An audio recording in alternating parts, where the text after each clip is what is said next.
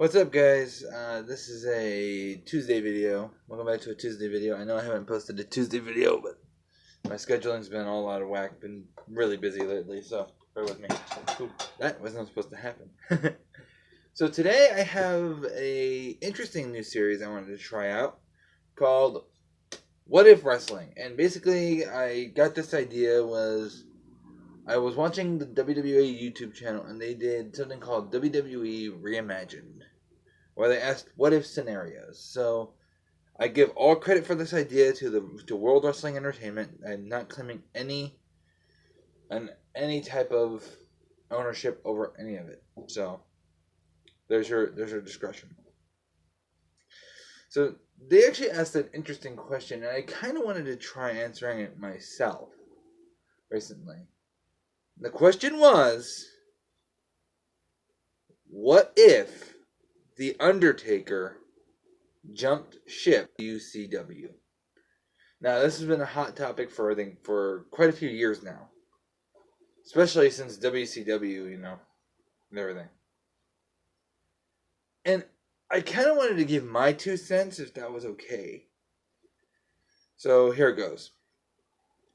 The first question you have to ask is not when he jumps ship, but why he's going to jump ship. That's the first question you have to ask yourself. Why is he jumping ship? Well, then the actual other question is when. And the only time in wrestling in WWE's history I can see him actually jumping ship to WCW would be probably around, and this is ironic for it too, probably around the time when the NWO got started. Now, I know you're saying, but John, that's when the Attitude Era started. That's when the biggest moments in Undertaker's history happened. Exactly my point. I'm going to say it's not going to take too long after the NWO gets started.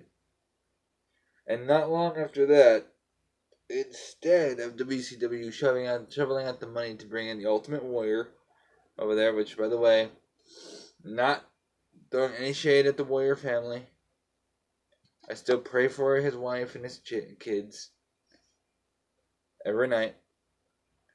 I'm just saying that at the time when that Ultimate Warrior came was not the best time for him to come to WCW. It's the only thing I'm saying. So you have that. You'll have Undertaker decide to jump ship around the time the NWO starts. And instead of shoveling out the money for Ultimate Warrior, you shovel out the money to get The Undertaker, and you promise him things that Vince couldn't. So you have all that. You have that all go down. You have, Hogan's little speech that there's not a damn person alive who can beat me. Kind of like what they did in those video packages. With one big change, though. I would have only Lightning strike. Only Lightning. I would have only Lightning strike the ring. And you're asked, why only Lightning? Why not have him appear in person?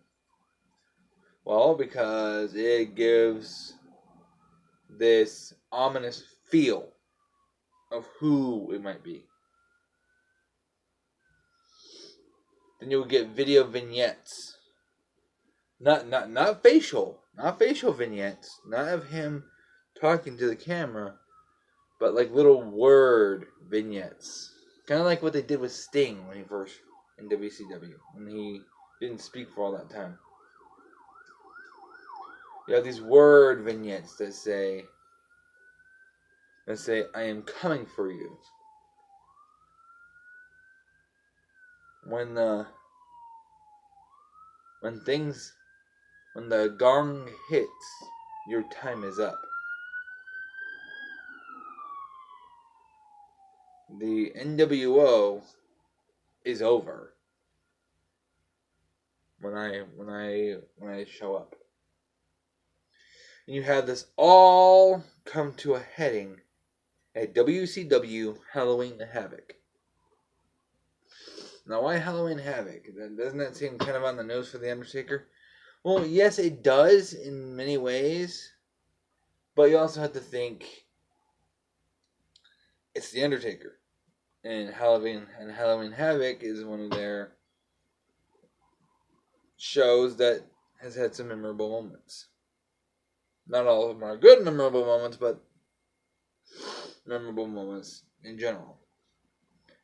So you have this happen, you know. Halloween Havoc, you have Hogan, cheat to win one more time.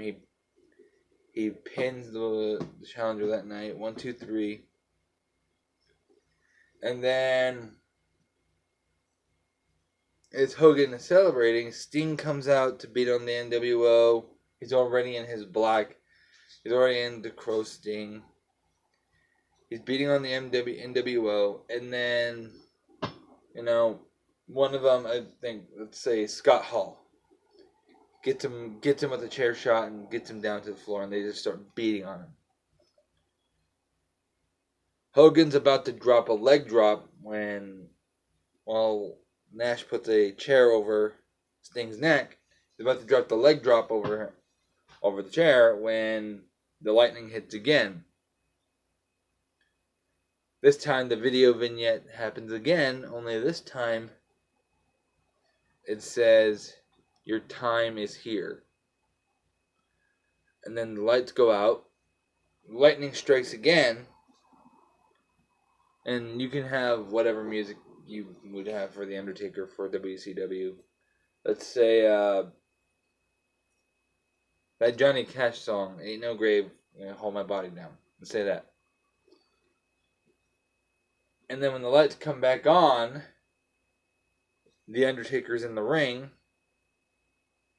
And he choke slams Hogan. He punches, Kevin Nash. He beats down Scott Hall. He gets the chair off Sting. He's beating him down. He's really wailing on him. And then something interesting happens. The Undertaker is looking at Hogan, and he looks at Sting, and he looks at Hogan again. And he does this little number for the world title, rolls his eyes, but as he does that, he turns around, grabs Sting by the throat, lifts him up, and chokeslams him. Shocking enough to start a feud between two. So, at the next pay-per-view, you have it be announced that there's going to be a triple threat match for the WCW World Heavyweight Championship. It's going to be Hulk Hogan versus Sting versus The Undertaker. Now, here's why I say why Sting has to be involved in this. It's because at the time, Sting cut some of his best promos in WCW when the world title was in the mix. So you have all of this go down. At the next pay-per-view, let's say it's, I don't want to say Bash at the Beach, because it's too corny for The Undertaker. Let's say Starrcade. Let's say Starrcade. Okay? The Undertaker, his music hits, the lightning flashes down, because in WCW they're really pushing the whole fact of the lightning. The lightning comes down, and then you just hear it. There ain't no grave can hold my body down. He's coming down, He has that he has the Ministry of Darkness type of beard thing going on. He has the cloak. He's walking down to the ring. Sting's music hits the dun na na na na na na na na. And he gets dropped down from the rafters. He hits the ring. Sting's looking at Undertaker face to face as Hogan's music hits. The whole and then they turn only to look at Hogan, and Hogan's just like,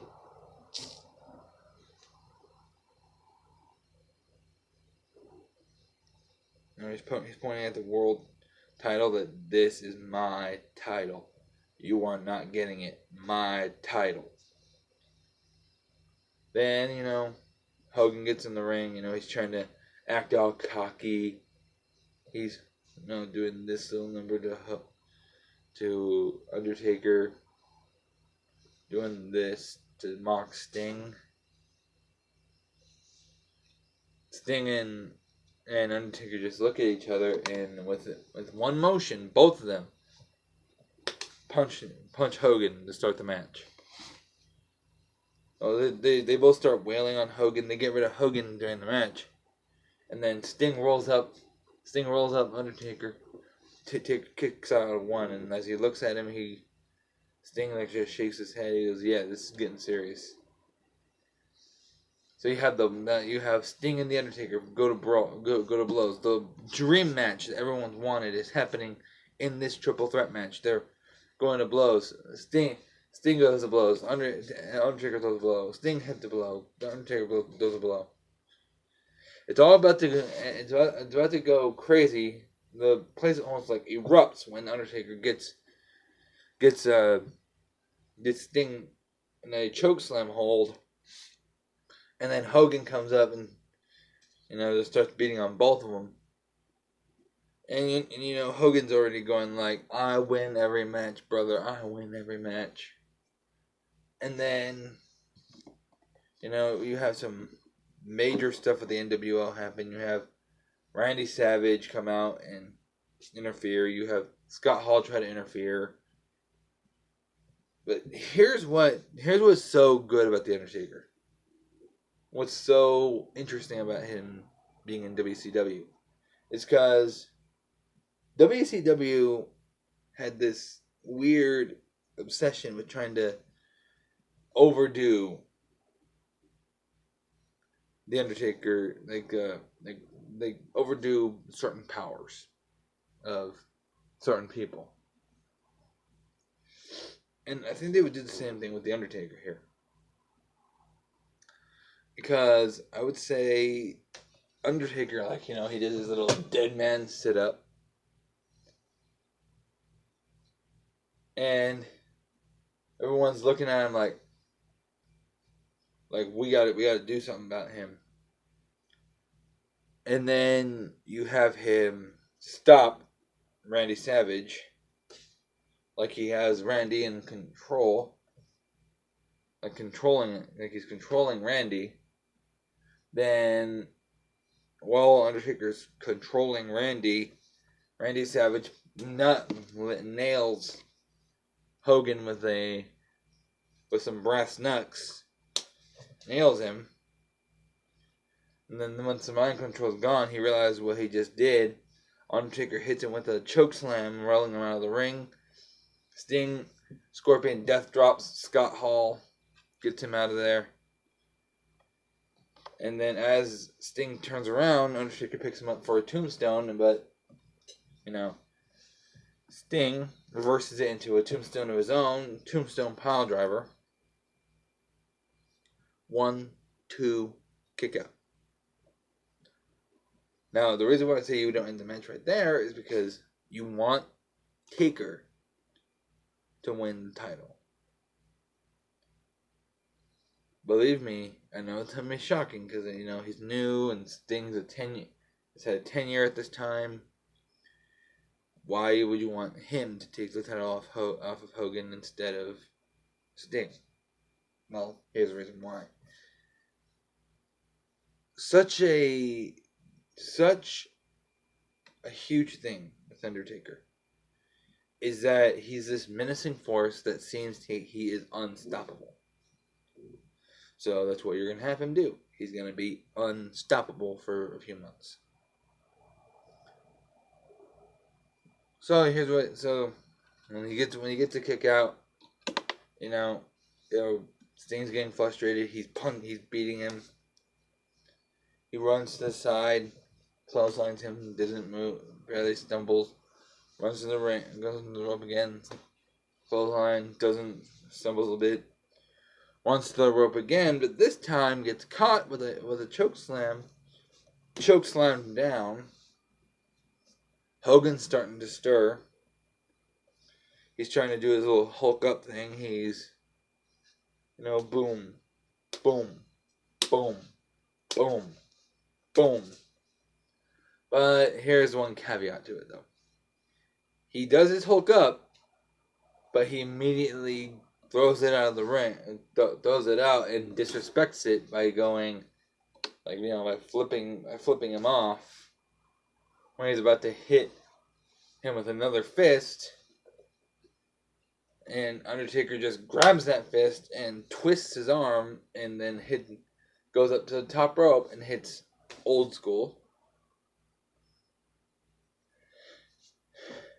Hogan at this point is he's livid. He's trying to get up, and as he gets up, he turns around, picked him up.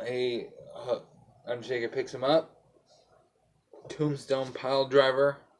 1, 2, 3. Hulk Hogan is no longer WCW World Heavyweight Champion. The Dead Man is. And as the fans are going insane, what on earth did we just see? The lights go out again, lightning flashes, he's gone. He's gone with the world title. So, the next night on WCW Monday Nitro, you have Sting come out asking for a match with The Undertaker. Hogan comes out and he's pissed as well, and he goes, "You're on the back of the line, Jack. I'm getting my rematch for the world title tonight." So, as Eric Bischoff's getting all really pissed off about all this, he goes, "I'll tell you what, you guys can have a number one contenders match tonight, and the winner will face Undertaker at Clash of the Champions."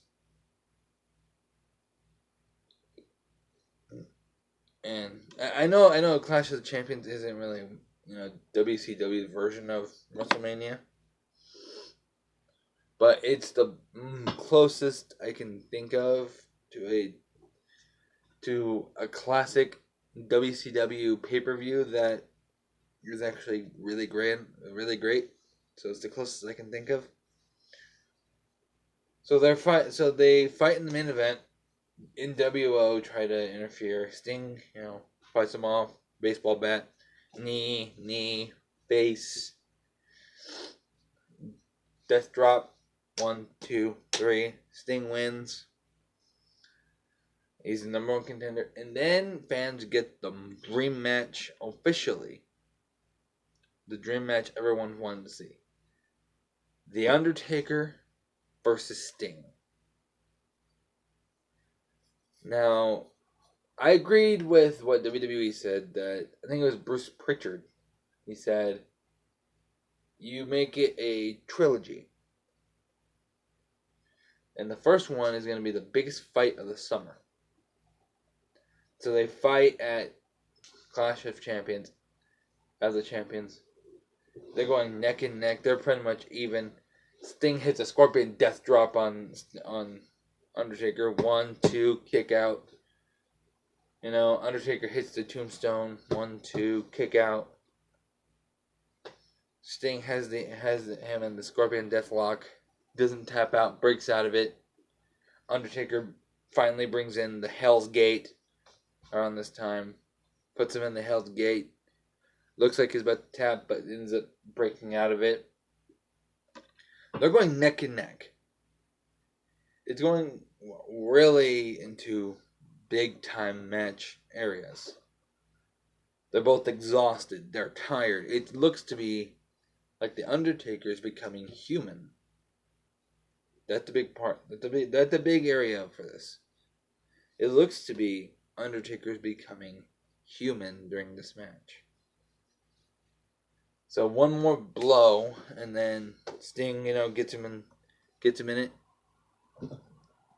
Death drop. 1, 2, kick out again. But then something interesting happens. As Undertaker gets up to Tombstone, Sting, Undertaker his knee kind of collapses out from underneath him. He realizes, oh crap, my knee's hurt. So he decides to chokeslam Sting. And then finally, when he does get him up for the tombstone, he hits it quick. And with the suddenness of how quick it is, it's a 1, 2, 3. Sting's out at this point. And at the same time, you get a 5-star match out of a dream match. And then the next challenger you have him face is Goldberg. Now, how would you set up Goldberg? Well, let's say at this time he didn't get his streak broken by a cattle prod, but instead he got his streak broken when he challenged The Undertaker for the WCW World Heavyweight Championship. So this happened on Nitro as it happened before. Undertaker is actually, giving a good fight to Bill, making him look strong, even though he can only have short matches. Spear, jackhammer, 1, 2, kick out. He goes for it again. Spear, jackhammer, 1, 2, kick out. Around the third time, he hits the spear. He picks him up for the jackhammer, but this time, Undertaker reverses it into a tombstone. Boom. 1, 2, 3. And it completely shocks the arena as Goldberg had to hit 3 spears and 2 jackhammers to try and beat him. It only took 1 tombstone to beat Goldberg. That's why it's going to be a shocking moment. Now, why did I say earlier, now what did you say earlier, John? Now you're thinking to yourself, John, why did you say earlier that the whole human element will come into effect here? Well, I'll tell you why. You're going to have Undertaker have this huge WCW run. This huge one with the world title. Maybe even have him win the WCW tag team titles, or even the United States, or Hardcore, or something. You have him do all of this throughout his time there, and then the invasions start happening. You have Undertaker do all of this. It's revealed that Undertaker is part of WCW. The night when everything is about to change, this is how it's going to come all full circle. Undertaker is, he's in the ring, and then you have the Invasion pay-per-view, but you have it proper. You have deals with both shows where WCW stars and WWE stars can go over. And then it's going to be a world champion versus world champion. It's going to be The Undertaker versus The Rock. Mano a mano. They're fighting, they're throwing blows. Then Eric Bischoff decides he's going to help his world champion cheat. Here's what he's going to do. He's going to help him cheat. Because he wants WCW to win this match. Vince McMahon gets the same idea. So Vince and Eric go to blows outside the ring. Causing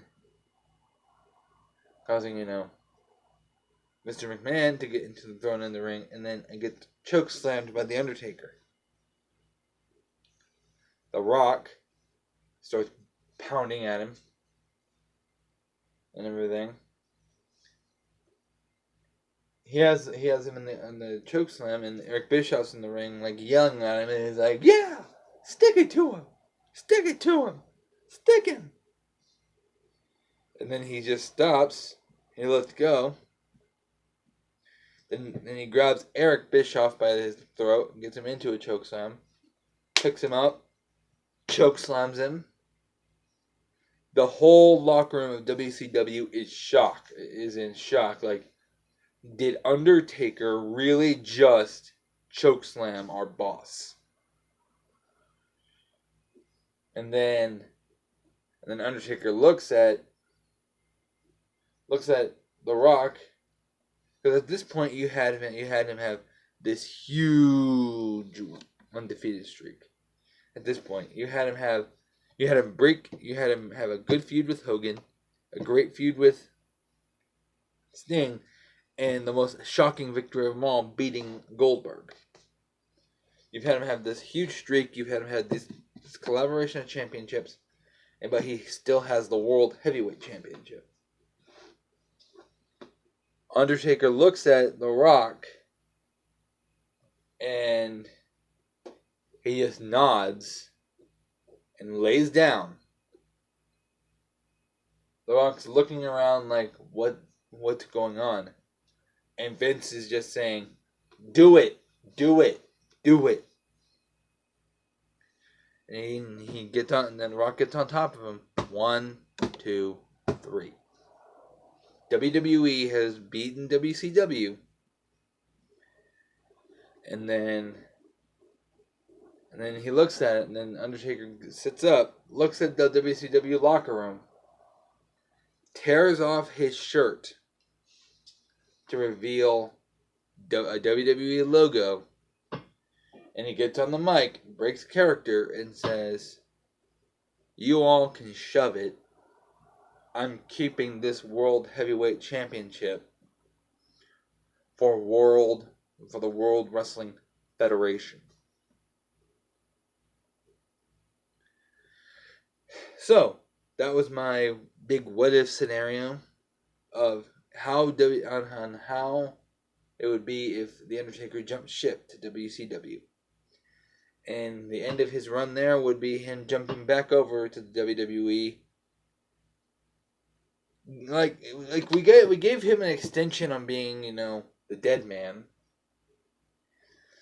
And then there's a reason why I said the human area, because when he comes back to WWE, he's not the dead man right now. He's the American Badass.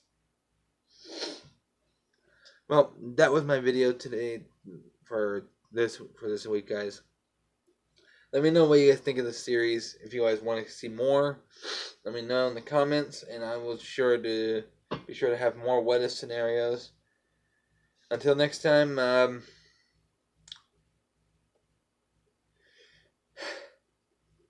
yeah.